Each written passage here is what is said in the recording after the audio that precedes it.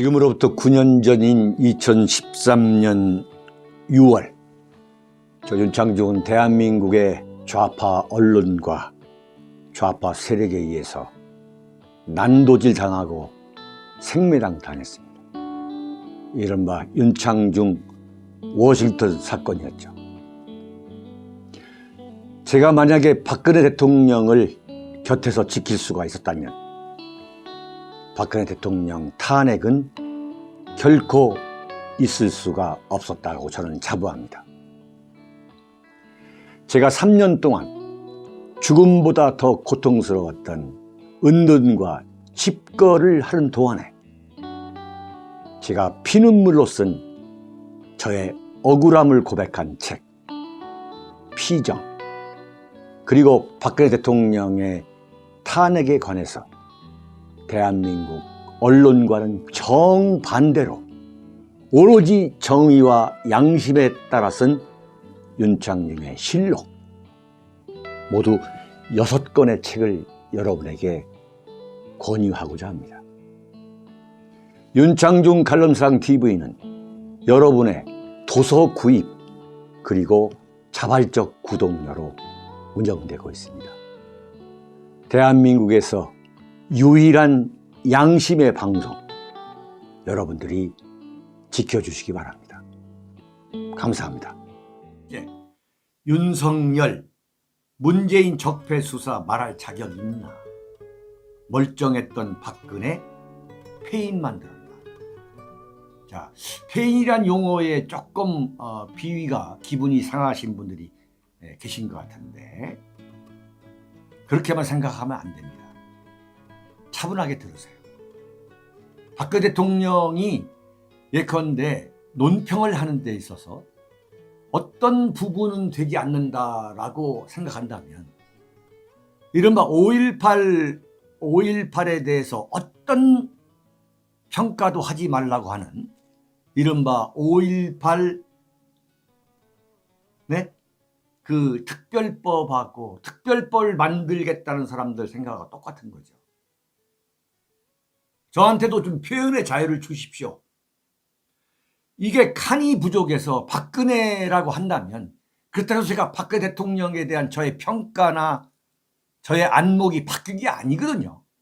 근데 그런 것을 시비 걸고 하는 사람들이 굉장히 많습니다. 정말 열불 날 때가 한두 번이 아니에요.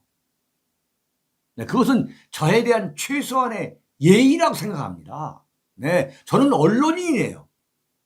제가 정치에 관여를 했지만 근본적으로 여러분 앞에 제가 나서는 것은 뭐냐. 저는 양심적인 언론인으로서 저한테 부여된 이른바 언론의 자유, 표현의 자유를 제가 좀 그 한도 내에서 저의 소견을 말씀드린다는 걸 여러분들이 좀 이해해 주시기 바랍니다. 자, 윤석열이가 어제 문재인이가 공식적으로 사과하라, 강력한 분노를 표했다 라고 박수현 청와대 국민소통수석을 통해 가지고 윤석열을 압박하니까 윤석열이가 뭐라고 얘기했냐면 저 윤석열 사전에 정치보복이라는 단어는 없다 그랬어요. 여러분, 윤석열이가 검사 시절에 박근혜 대통령에 대해서 수사한 거, 그거 이상의 정치보복이 있습니까? 대한민국 현대 정치사에서 현직 대통령을 끌어낸 그 탄핵에 이어서 45년의 구형을 때린 윤석열의 입에서 저 윤석열 사전에 정치보복이란 단어는 없다? 과연 이렇게 말할 자격이 있느냐? 야, 정말 저는 이재명이의 그 황당한 이른바 책임 전가를 보면서 제가 야, 이렇게 책임 전가하는 인간도 있구나 하고 참 그야말로 절망하고 이럴 때의 그 심정을 똑같이 느꼈어요. 이건 완전히 박근혜 대통령을 난도질한 책임을 문재인이가 공격해 들어오니까 그걸 받아가지고 자기가 박근혜 대통령한테 자행했던 정치 보복을 없던 것으로 만들려고 하는 거. 아주 교활한 술책이죠. 아니 어떻게 이렇게 저 윤석열 사전에 정치 보복이라는 단어는 없다? 대한민국 검찰사에서 대통령 2명을 감옥에 넣은 것에 대해 이렇게 엄청나게 많은 대한민국 인구, 이른바 광화문에 모였던 이른바 1700만 명의 대한민국 국민들이 탄핵과 감옥행은 정치보복이다. 피해 숙청이다. 어제 조선일보 사설에서 뭐라고 얘기했어요? 1000여 명을 수사하고 박근혜 정권에 참여했던 사람들 1000여 명을 수사하고 200여 명을 구속해가지고 다 합치면 100년에 이르는 징역을 때렸다. 이게 윤석열 당신 아니냐? 어떻게 당신이 이렇게 정치 보복에 대해서 적폐청산이라는 단어를 입에 올릴 수 있느냐? 그게 윤석열 키워주는 조선일보 사설에서 나왔잖아요. 윤석열이가 뭐라고 했느냐? 검찰을 이용해서 얼마나 많은 범죄를 저질렀는가. 어제 그저께 중앙일보와의 인터뷰입니다. 바로 자기 얘기. 문재인이가 검찰을 이용해가지고 윤석열이라고 하는 자를 이용해서 이른바 얼마나 범죄를 저질렀습니까? 이게 지금 무슨 이야기하고 있는 거예요, 지금? 정말 대통령 선거가 한 달도 남지 않았지만 이건 분명히 나는 이건 마땅히 해야 될 얘기라고 생각한 거예요.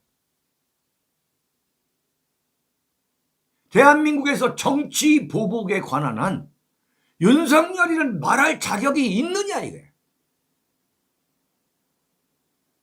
박근혜 대통령 단 1원도 받지 않았어요. 1원도 받지 않았기 때문에 자기 집을 빼앗긴 거 아니에요. 만약에 1원도 받지 않아가지고 윤석열이가 말한 것처럼 400억, 500억을 뇌물로 받았다면 그 돈을 갚으면 되는 거지. 박근혜 대통령이 내곡동 자택을 윤석열한테 뺏겼다는 이야기는 윤석열이가 박근혜 대통령을 잡은 게 잘못됐다는 거. 이건 문재인한테 정권을 갖다가 상납하려고 한 정치 보복이라는 것밖에 되지 않는 거예요.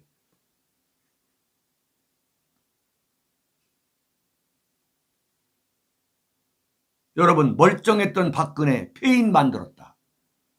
이게 무슨 이야기냐면 박근혜 대통령이 2017년 3월 31일 새벽 3시에 서울구치소로 잡혀갈 때에 박근혜 대통령 건강이 어떤 상태였어요? 어떤 상태였길래 작년 11월 22일 서울 삼성병원에 입원한 이후 12월, 1월, 2월 지금 3개월이 다 되도록 퇴원을 하지 못하네.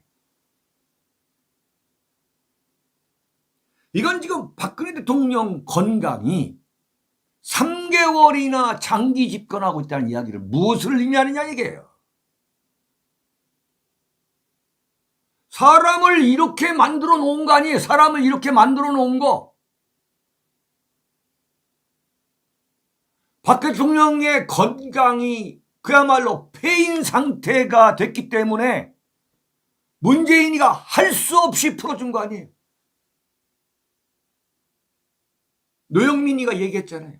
노영민이가 박근혜 대통령을 풀어준 것은 순전히 박근혜 대통령 건강이 나쁘기 때문이었다. 왜 이런 결과가 왔느냐? 박근혜 대통령이 감옥에 들어가가지고 불에 데인 듯한 그런 고통을 느낀다. 허리 통증으로, 디스크로, 요추 통증으로 형 집행정지를 2번이나 신청했는데 불구하고 그걸 거절한 사람이 누구냐? 그게 윤석열이잖아요. 그게 윤석열이죠. 여러분 정확하게 기억해 주세요. 박근혜 대통령을 6개월 동안 감옥에 가뒀다가 추가 영장을 발부한 사람이 누굽니까? 윤석열 아닙니까? 그게 시스템에 의해서 박근혜 대통령을 난도질한 거예요, 이게?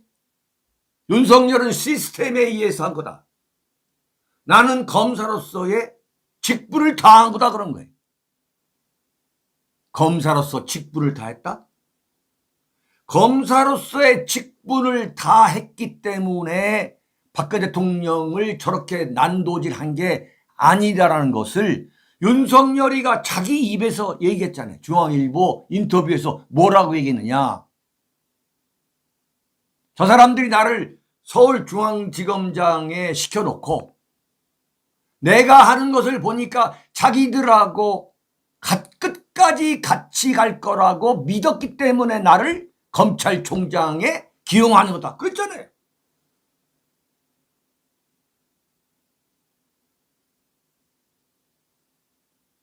여러분, 윤석열이라는 이름을 본격적으로 국민들이 알게 된 게 뭐냐면 이른바 이명박 정권 때의 원세훈 국정원장이 박근혜 대통령 대선 후보로 나왔을 때에 국정원이 댓글을 조작해서 박근혜 대통령 후보에게 유리하게 만들려고 했다. 이른바 국정원 댓글 사건 때에 윤석열이가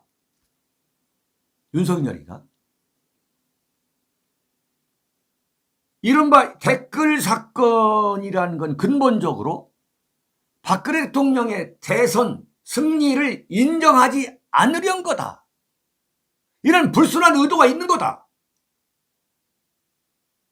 그래서 당시 법무장관 황교안이가 그렇게 하지 못하도록 했는데 윤석열이가 자기 직분으로 원세훈을 구속시키고 국정원 직원들을 감옥에 보냈다.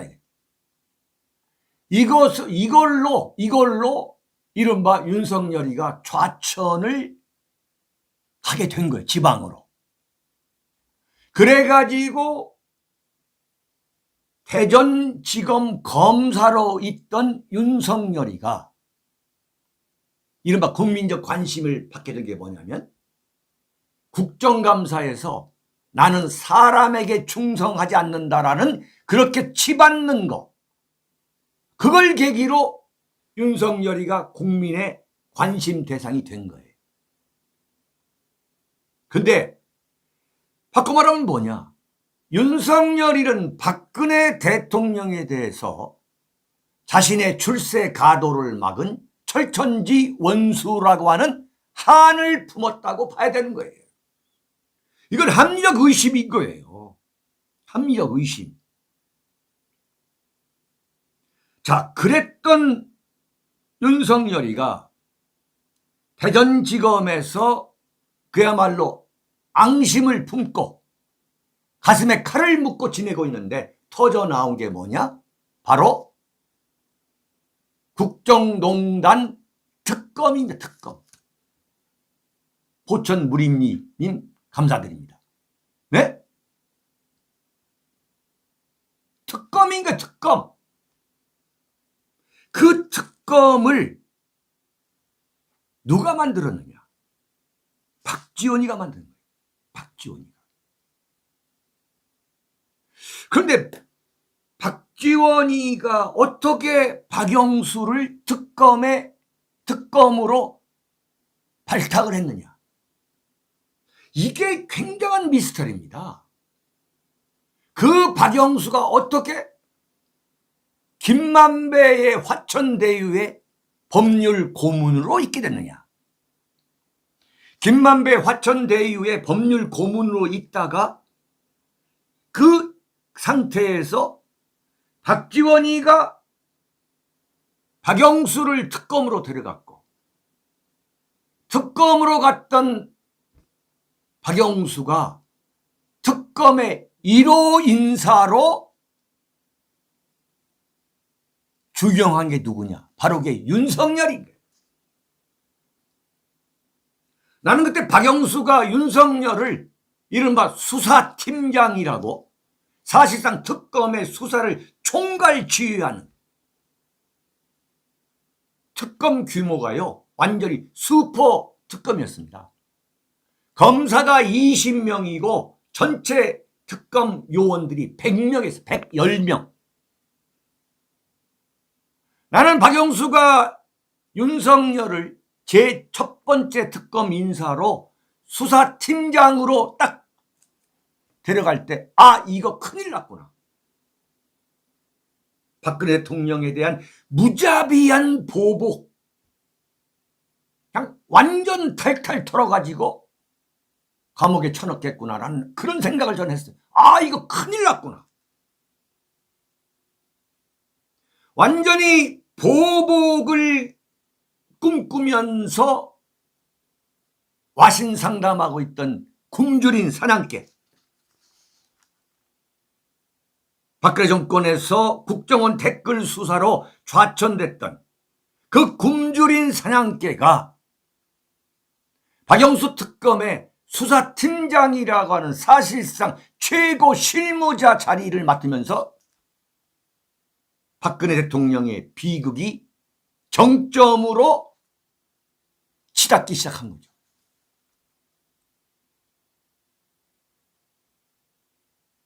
그러면 설명이 되는 거예요. 자, 어떻게 해서 윤석열 아버지의 연희동 자택이 김만배 큰 누나에 의해서 마치 금매물처럼 신속하게 팔리게 됐는가에 대한 그 이유를 우리가 미뤄 짐작할 수 있는 합리적 의심이 가능하게 한 대목이 바로 여기다 이거예요.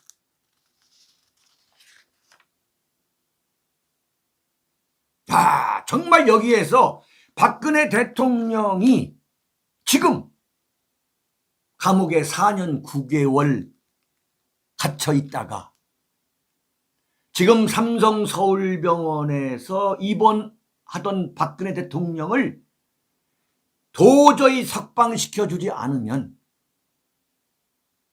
정말 어떤 불상사가 일어날지 모른다고 두려워했던 문재인이가 할 수 없이 사면하지 않을 수 없는 그 박근혜 대통령의 건강 상태. 이것을 만들어 놓은 사람이 누구냐 이거. 그게 윤석열이다 이거야. 그게 윤석열이다 그게. 그런데 그 사람이 뭐라고? 내 사전에는 정치 보복이 없다? 아, 정말 기가 막힌 이야기네. 기가 막힌 이야기. 자, 여러분, 윤석열의 입에서 박영수 특검에 대해서 박영수라는 그 단어가 한 번이라도 나온 일이 있습니까? 네? 지금 대장동 50억 클럽이 운영되고 있는데 박영수가 그 딸이 50억 받고 11억이 가고 왔다 갔다 하고 100억이 왔다 갔다 하는 엄청난 이른바 대장동에 두 번째로 거론되고 있는 그 박영수의 입을, 박영수에 대해서 한 번도 거론한 적이 있습니까?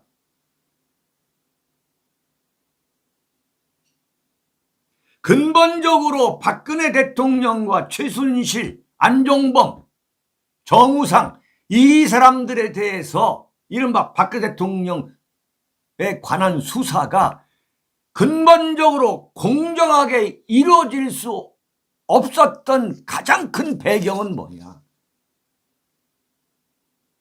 이른바 국정원 댓글 사건이라고 하는 말도 안 되는 사건으로 좌천이 된 윤석열이가 가슴에 비수를 품고 보복할 날을 기다렸던 이른바 굶주린 사냥개가 특검의 수사팀장이 되면서 근본적인 원인이 거기에 있다 이거야. 새빨간 거짓말이다 이거야. 김의겸이가 증언하고 있잖아요. 탄핵이 통과되고 네? 수사가 본격화될 때에 윤석열이가 김의겸한테 만나자고 해가지고 폭탄주 돌리면서 한겨레가 고맙다. 명예회복의 기회를 줘서 고맙다고 했다는 거 아니에요. 명예회복의 기회를 줘가지고. 여러분, 이명박 정권의 국정원이 박근혜 대선 후보를 지지하기 위해서 댓글을 만들었다는 것은 조직적으로 국정원장의 지시에 의해서 이건 법을 떠나서 상식에 위반되는 얘기예요. 상식에. 근본적으로 이명박 대통령이 박근혜 대선 후보 당선을 원치 않았어요. 근본적으로.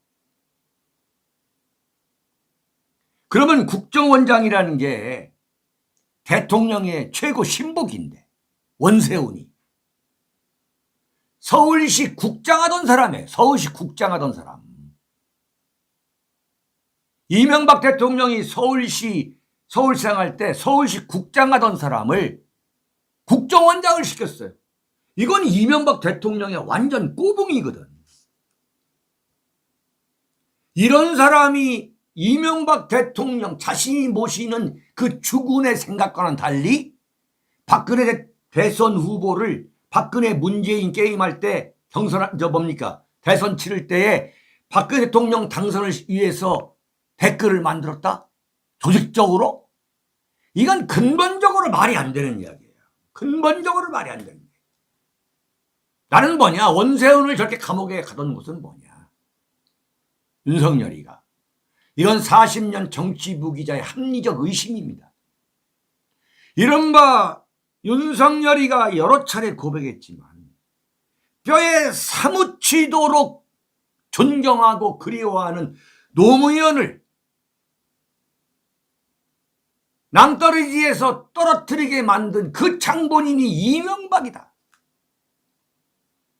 그 이명박에 대한 보복의 예고편이 뭐냐? 그건 국정원장 원세훈을 감옥에 보낸 거예요.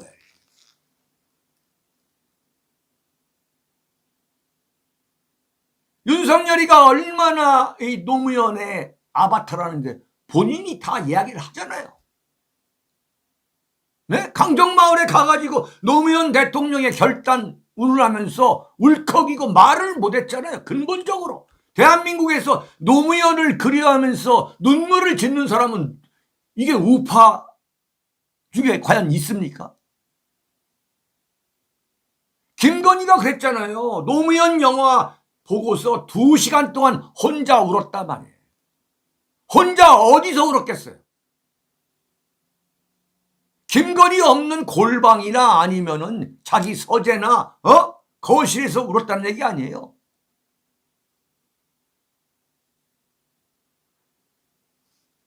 아까도 말씀드렸습니다만 이건 완전히 이른바 박영수 특검, 검사 20명을 포함해 가지고 110명으로 구성된 이 박영수 특검은 박근혜 세력 나오잖아요. 200명을 구속했고 1000명을 수사해서 그 사람들의 형량을 다 합하면 100년이 된다. 이게 어떻게 정치보복은 내 사전에 없다라고 말할 수 있는 사람이 이게 어떻게 이걸 할 수 있냐 이거야. 어떻게 이런 얘기를 할 수가 있냐 이거야. 참, 정말 지금 대한민국의 이 보수들은요, 정말 너무도 고통스러운 모술에 빠져 있어요. 정말 자가당착인 거야. 윤석열을 지지하고 있는 그 보수들의 마음도 내가 모르는 게 아니에요. 모르는 게 아닙니다. 이해를 전혀 못하는 게 아니에요. 그러나 그럼에도 불구하고 이런 윤석열이가 지금 국민의힘의 대선 후보라는 그 사실을 우리는 아무런 문제 제기 없이 문제의식 없이 그냥 정권 교체만을 위해서 우리가 받아들여야 됩니까? 우리가 무슨 돈만 주면 몸을 파는 우리가 창녀입니까? 윤창중은 이걸 지금 주장하고 있는 거야. 이걸.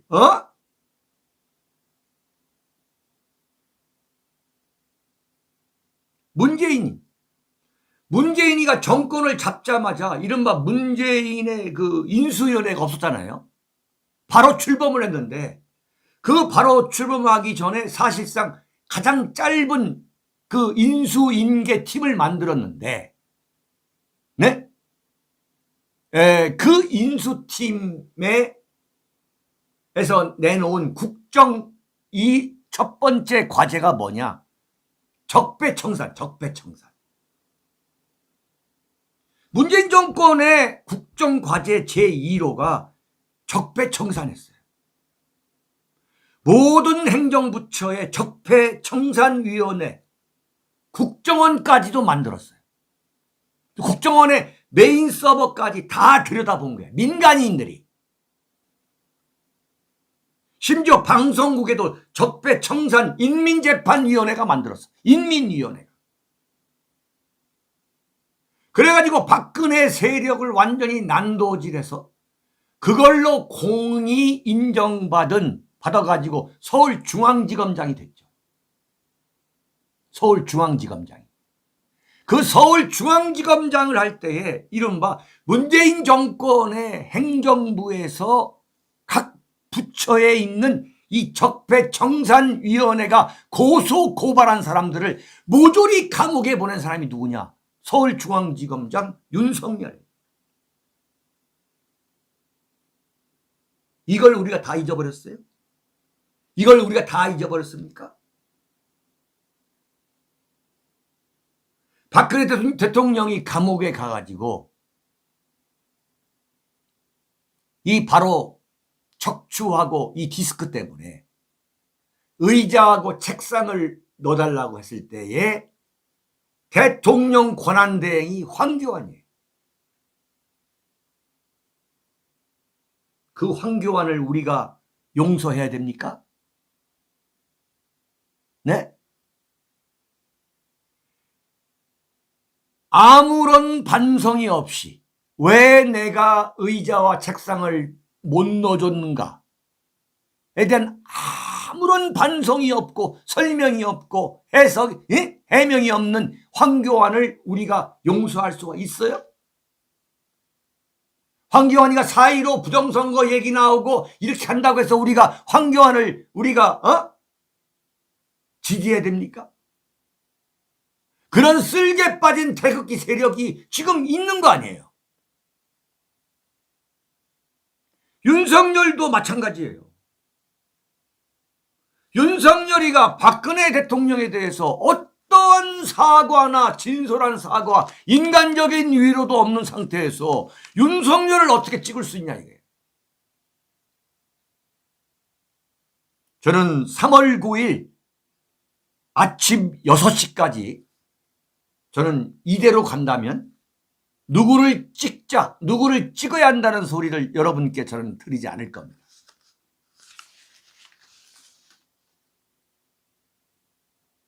여러분, 이게 박영수 특검이 90일 동안 활동을 했는데 이 90일 동안 활동한 것을 경향신문이 정리한 내용이에요. 경향신문이. 이 경향신문이 정리한 내용을 제가 오늘 새벽에 찾아냈어요. 야, 이걸 보면 특검 역사에서 최대 규모 검사 20명과 그 직원 110명이 역대 사상 최대 숫자를 구속했다는 거죠. 13명을 구속하고 이들을 포함해 30명을 재판에 넘겼어요. 다 엄청난 이야기죠. 90일 동안 110명의 수사 인력을 투입해 조사한 결과다. 이게 좌파 언론 경향신문의 종합이 있네, 종합. 박영수 특검 활동 총정리예요.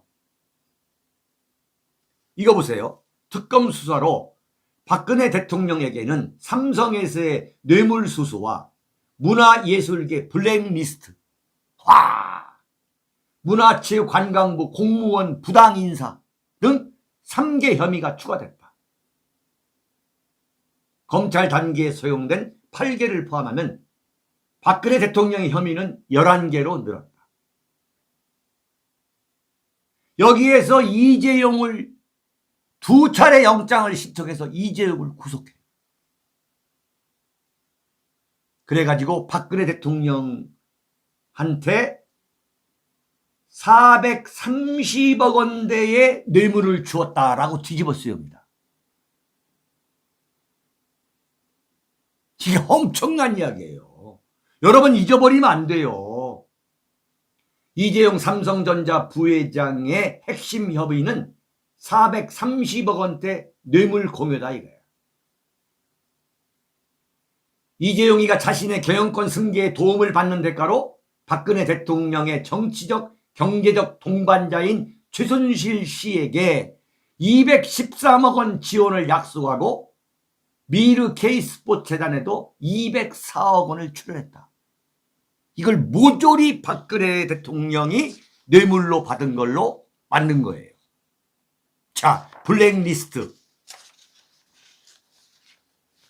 특검은 문화예술계 블랙리스트 수사를 통해 수십 년 동안 법망을 빠져나가 법꾸라지로 불려온 김규춘 전 대통령 비서실장을 구속하고 조윤선 전 문화체육관광부 장관은 정치 생명이 사실상 끝나게 했다.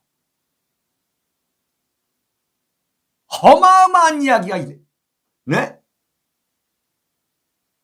김기춘과 조윤선을 왜 이렇게 난도질했느냐? 김기춘이가 누굽니까? 박정희 대통령, 박정희 정권의 상징적 인물이자 박근혜 대통령의 상징적 인물이 김기춘이고 또 다른 여성으로서 그야말로 승승장구하면서 온갖 세상으로부터 시기와 질투의 대상이 있던 조윤선 아니에요. 이 두 사람을 감옥에 보냈죠. 그러면서 이화여대를 쑥대밭으로 만듭니다. 아이고 DH성님, 네, 슈퍼챗 보내주신 건 좋은데 거기다가 너무나 우리 공화당 선전 좀 올려주시지 말아주기 바랍니다. 네네네. 이거 보세요. 완전히 이화여대는 쑥대밭을 만들었어요. 류철균 이화여대 교수, 필명 이인화 씨를, 그 교수가 최순실 딸 정유라에게 학점을 주기 위해 성적을 조작하고 조교들을 협박한 혐의로 구속을 했고, 최경희 이화여대 총장, 이야, 면접관들이 정유라 씨를 입학시키기도 하기 위해서 정유라가 면접장에 금메달을 목에 걸고 들어가겠다. 그래가지고 완전히 모두 10명을 구속해가지고 쑥대밭을 만드는 거. 박근혜 대통령이 단골 성형외과에 가가지고 미용시술 보톡스 맞았다 해가지고 그 김영재 원장까지 구속시켜버렸어.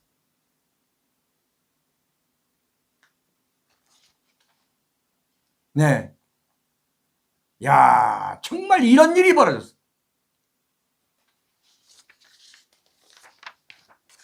이게 한두 개가 아닙니다.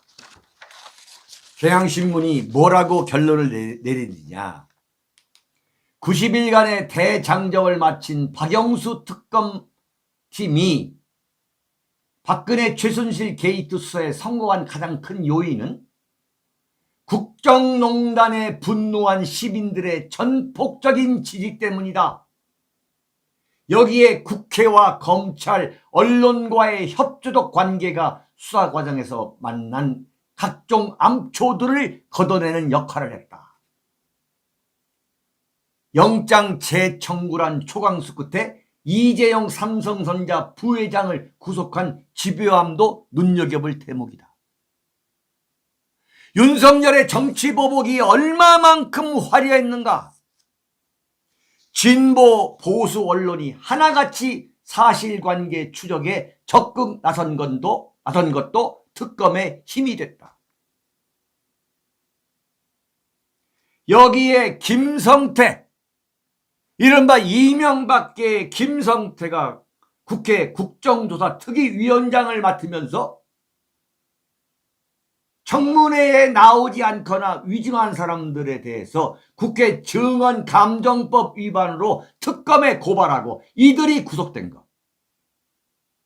문영표 전 보건복지부 장관에게 삼성물산 제일모직 합병 과정에서 압력을 행사한 혐의와 함께 이를 청문회에서 부인한 혐의를 함께 물어 특검에 고소해서 구속하게 한 것.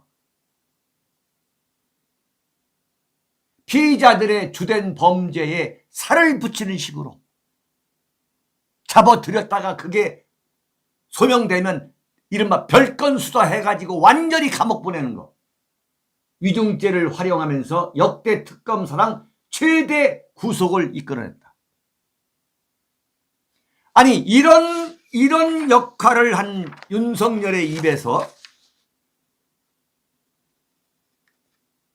나의 사전에는 정치보복이 없다? 나는 윤석열이가 정권을 잡게 되면은 정말 상상을 초월하는 정치보복이 이루어질 거로 봐요. 그 중에서도 이른바 박근혜 대통령과 그 주변 세력에 대해서는 정말 상상을 초월하는 정치보복이 이루어질 것이다. 여러분, 박근혜 대통령이 감옥에 있을 때 어떤 분이 충청북도 충주시 연수동에 살고 계시는 어떤 분이 편지를 씁니다. 절대로 쓰러지시면 안 됩니다. 포기도 안 됩니다. 식욕이 없으셔도 잘 드셔야 합니다. 먹는 게 남는 거란 어른들 말씀을 이제야 알겠더군요. 꼭 드십시오. 사랑합니다. 이 나라의 어머니. 이 편지에 대해서 박근혜 대통령이 뭐라고 답장을 쓰냐면 먹는 게 남는 것이라는 말을 이곳에서 실감하고 있습니다. 먹지 않으면 죽는다는 걸 실감한다는 이야기죠. 예전에는 덤덤히 들었던 말인데 이곳에서는 덤덤하지만은 않네요. 편지를 읽으면서 님의 답답함과 삶의 무거운 얼개들이 느껴져서 마음이 많이 무거웠습니다. 용기를 잃지 마시고 반드시 좋은 날이 올 것이라는 희망을 가지고 살아가시기를 바랍니다. 이렇게 감옥에서 피눈물을 흘렸던 박근혜 대통령을 향해서 윤석열을 용서해라? 그건 그거고 감옥에 갔다 온 것은 갔다 온 것이고 대승적 차원에서 정권 교체를 위해서 윤석열을 지지하라? 그렇게 말하는 사람들의 정말 양심을 제가 한번 묻고 싶어요.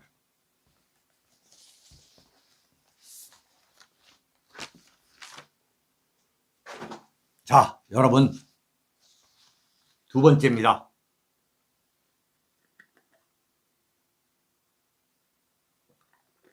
문에 부들 윤석열 약점 잡혔다. 자, 두 번째입니다. 이게 무슨 생각이냐면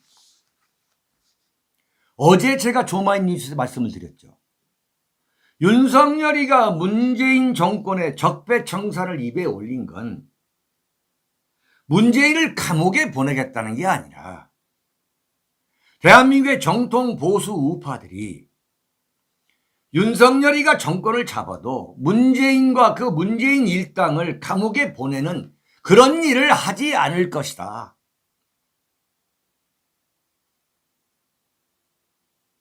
윤석열은 노무현의 키드고 노무현 키드고 노무현 스쿨의 문화생이다. 문재인보다 더 열성적인 문화생이다. 그런 의심을 해소하기 위해서 보수 우파들이 윤석열에 대해서 갖고 있는 그런 의심을 해소하기 위해서 윤석열이가 의도적으로 지능적으로 계획적으로 입에 올린 하나의 선거 꼼수에 불과하다 그랬잖아요. 이거 완전 적중한 거예요. 그랬더니 문재인 쪽에서 가만히 두지 않겠다. 제가 그래서 이건 짜고 치는 고스톱, 짜고 치는 고스톱이다.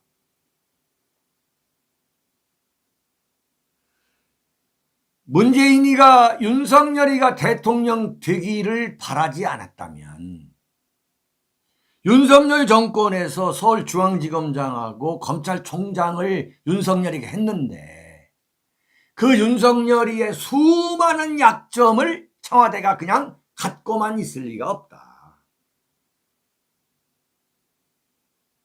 그런데 지금까지 윤석열에 대해서 청와대가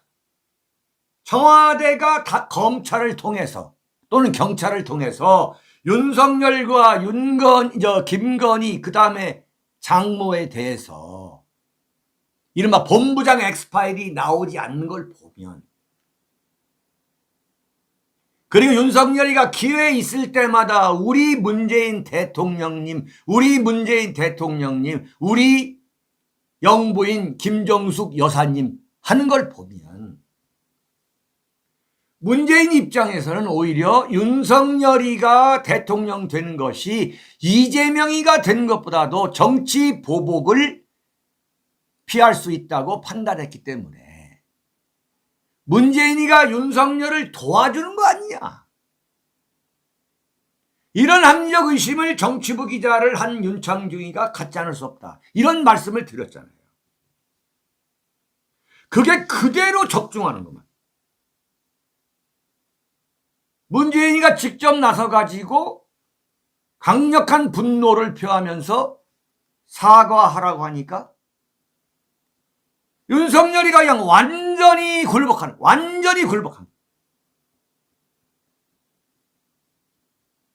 네.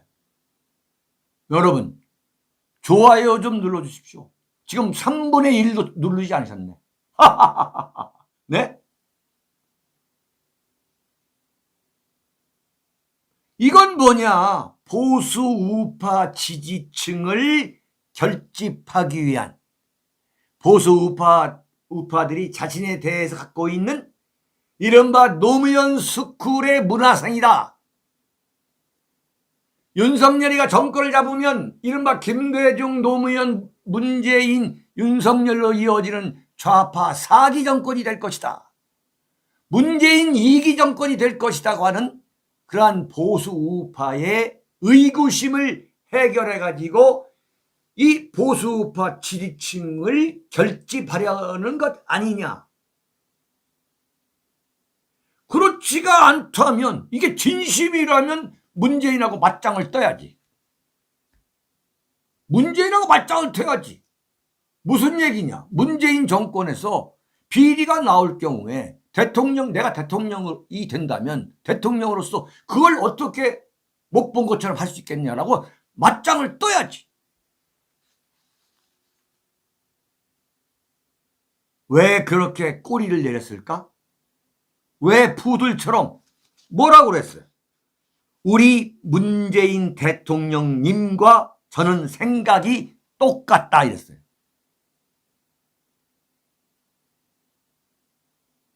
우리 문재인 대통령님과 저는 생각이 똑같다. 우리 문재인 대통령께서도 늘 법과 원칙에 따른 성역 없는 사정을 강조해 오셨다. 샤. 여러분, 윤석열을 찍어야 정권 교체 될 수 있다. 지긋지긋한 이재명이가 대통령 되면 어떡할 거냐? 자, 여러분, 이거 아무 생각 없습니까? 문재인이가 늘 법과 원칙에 따른 성역 없는 사정을 해왔어요?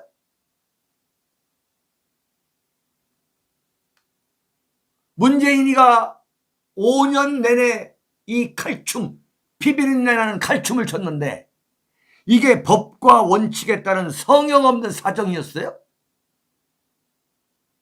이러고서도 문재인과 윤석열은 이른바 같은 패다.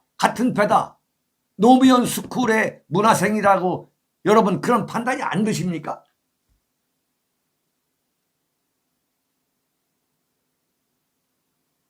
자, 정말, 에?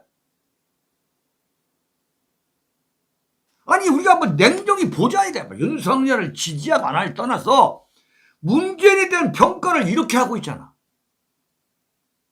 그러면 윤석열이가 정권을 잡았을 때에 문재인 봐주는 거야.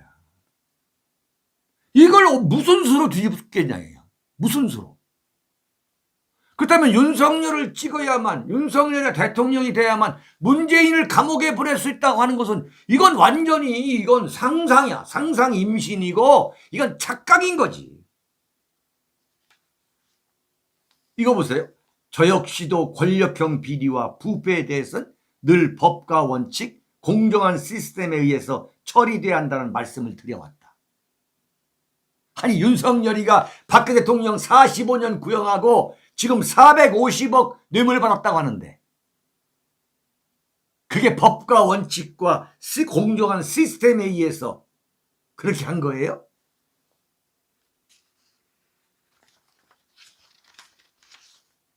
정말 나는 억울합니다. 네. 난 이런 걸 볼 때 참 너무 억울하다 생각이 들어. 정말 이 시대에 대한민국의 참 보수 우파로서 이런 현실에 직면했다는 것 자체가 참 나는 정말 억울해. 이게 얼마나 말이 안 되는 얘기냔 말이야. 이런 세상을 그냥 살아야 되느냐? 정말 이건 억울한 거야.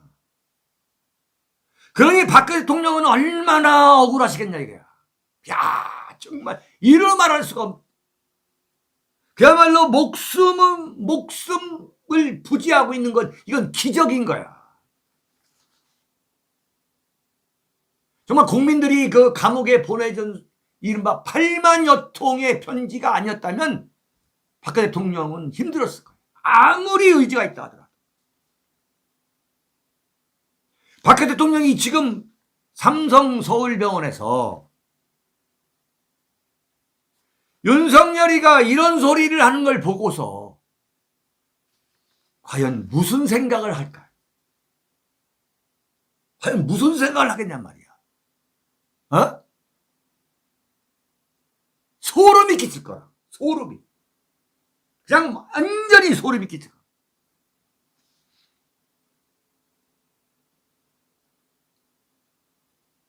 윤석열이가 왜 꼬리를 내렸느냐? 이건 말씀드렸습니다만 합리적 의심이야. 중앙지검장 검찰총장 할 때의 그 수많은 약점, 이건 청와대에 있으면 다 알게 되는 거거든. 완전히 꼼짝 말하지. 최동욱이의 그 혼의 자식 찾아내는 거 보세요. 그건 뭐 흔한 거거든요. 돈 문제, 여자 관계, 이건 뭐 완전히 꿰차고 있거든.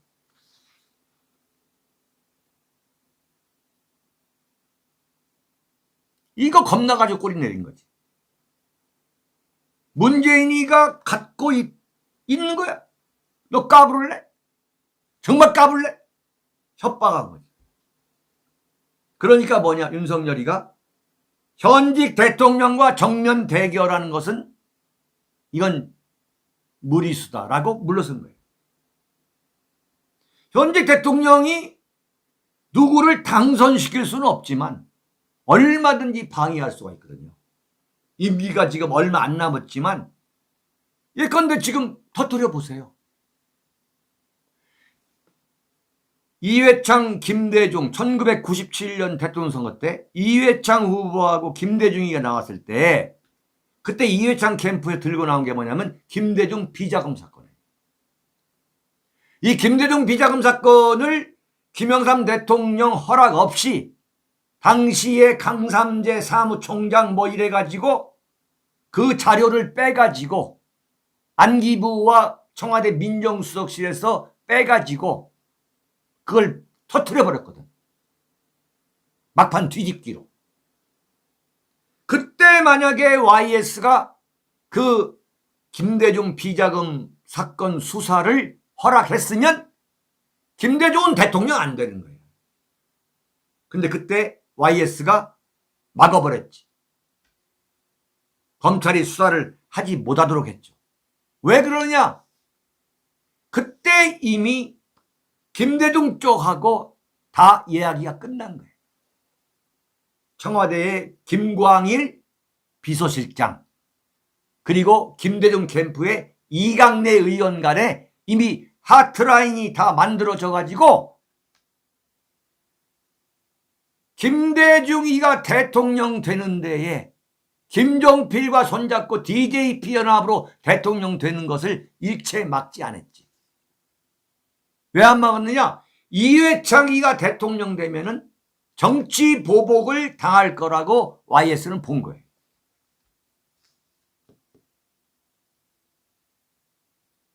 지금 문재인이가 저런 걸 보면 이른바 문재인 이쪽 청와대하고 윤석열 캠프하고의 하트라인이 나는 있다고 봐요. 얼마든지 방해할 수가 있는 거예요.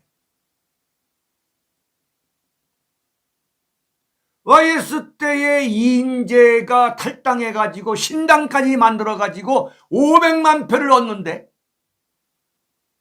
YS가 막지 않았잖아요. 이인재가 누구였습니까? 이른바 상도동 키드 아니에요.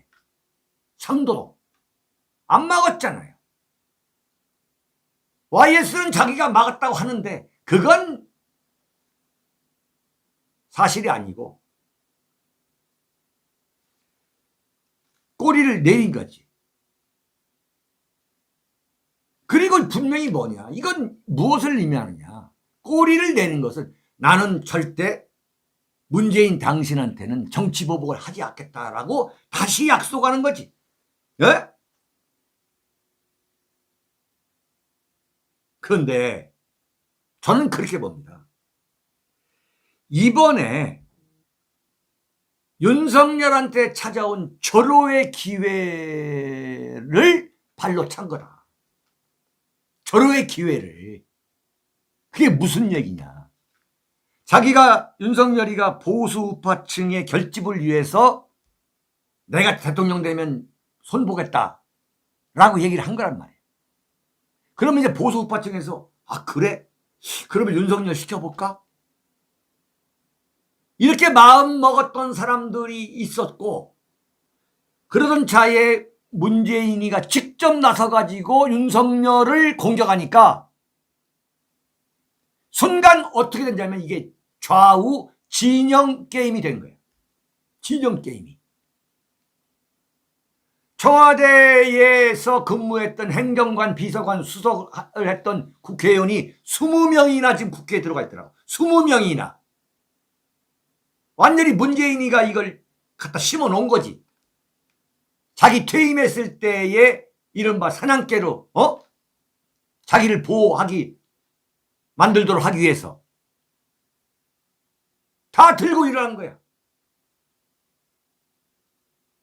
그러면은 이것을 노련한 전략가일 것 같으면 이걸 윤석열이가 다시 문재인을 향해서 정면 도전하는 게임으로 몰고 왔어야 돼. 응? 이것은 내가 사과할 문제가 아니고 문재인 대통령 당신이 나를 무력화시키고 이른바 문재인 정권의 그 엄청난 비리들, 울산시장 선거, 원전, 이것을 막기 위해서 나를 무력화한 거 아니냐. 내가 어찌할 수 없이 검찰총장직을 포기하고 나온 거다. 이러면서 정면 대결을 했으면 윤석열을 지지하지 못했던 이른바 박근혜 대통령에 대한 윤석열의 그 소행 때문에 여전히 윤석열을 지지하지 못하고 있던 보수 우파들이 윤석열을 용서할 수 있는 빌미가 될 수 있었다 이거야. 무슨 얘기냐?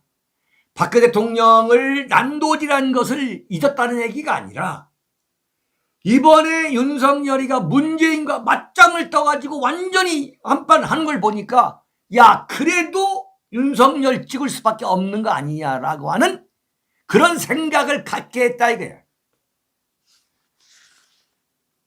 그러면 완전히 대박인 거지, 대박.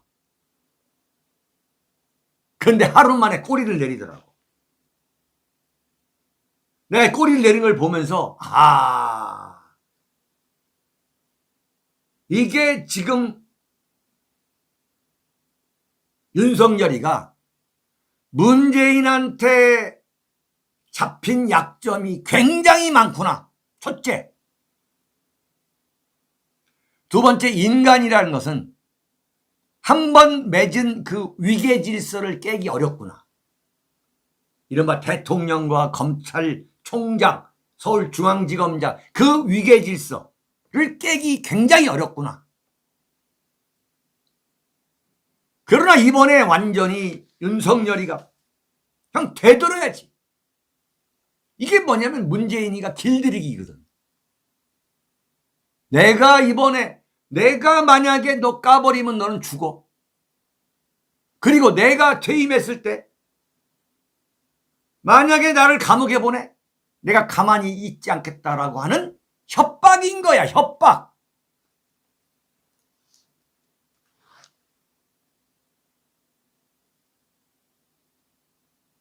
완전히 윤석열은 이번에 문재인한테 패배한 거야.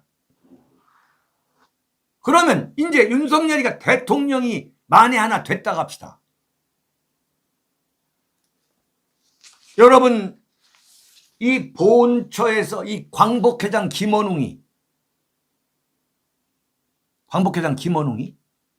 이거 만약에 윤석열이가 대통령 됐으면 김원웅이 이거 잡아놓지 않을 거예요?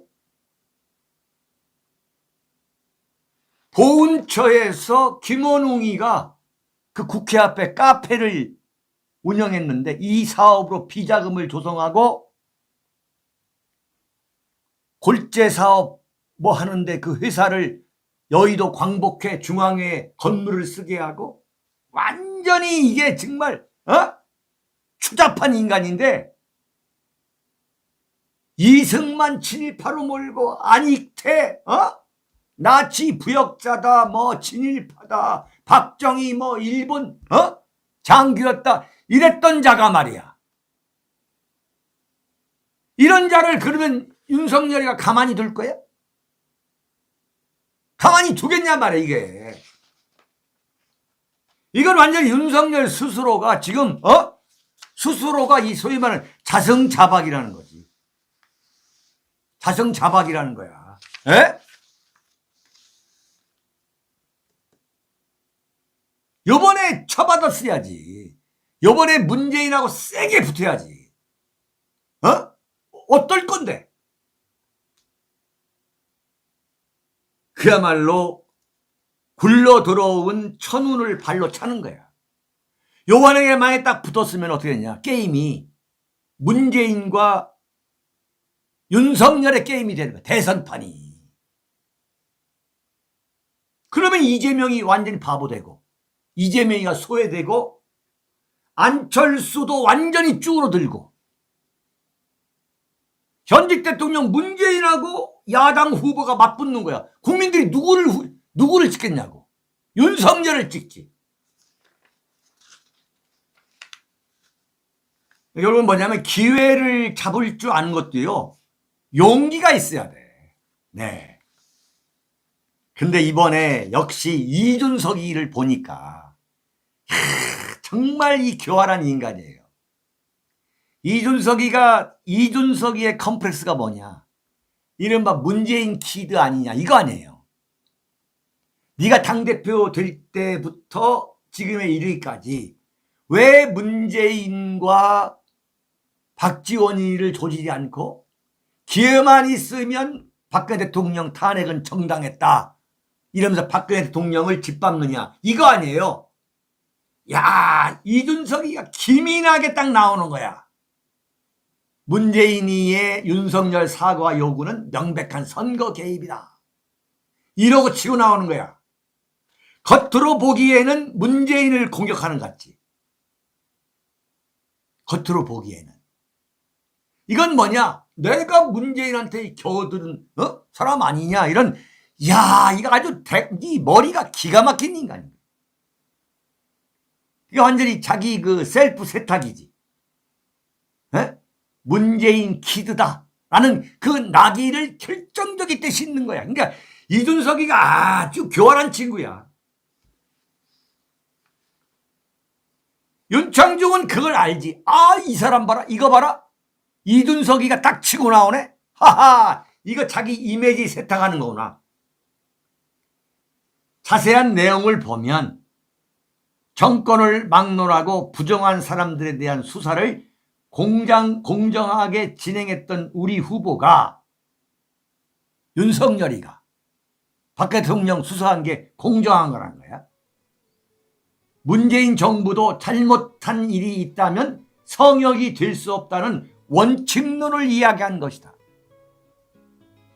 거창하게 문재인한테 이게 명백한 대선 개입 아니냐라고 따지는 것 같은데 딱 보니까 뭐냐? 비는 거야. 원칙론을 얘기했는데 왜 그렇게 화를 내세요? 이거야 지금. 원칙론에 대해서 급발진하면서 야당 후보를 흠집내는 행위는 명백한 선거 개입에 해당한다.